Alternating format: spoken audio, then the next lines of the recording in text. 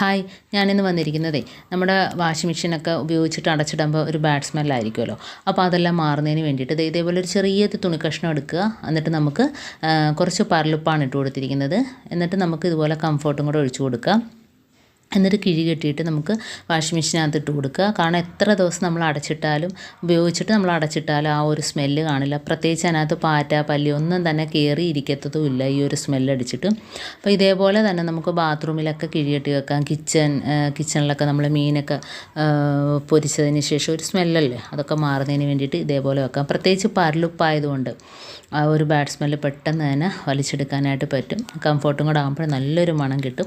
അപ്പോൾ എല്ലാവരും ഒന്ന് ചെയ്ത് നോക്കുക. ഇതേപോലെ നമുക്ക് വാഷിംഗ് മെഷീനകത്തോട്ട് ഇട്ട് കൊടുക്കാം. എന്നിട്ട് നമുക്ക് അടച്ചു കൊടുക്കാം കേട്ടോ. അപ്പോൾ നമ്മൾ എത്ര ദിവസം ഉപയോഗിച്ചിട്ട് അടച്ചിട്ടാലും ഇതേപോലെ തന്നെ നല്ല ഒരു മണമായിരിക്കും തുറക്കുമ്പോഴത്തേന്. എല്ലാവരും ഒന്ന് ചെയ്ത് നോക്കാം കേട്ടോ.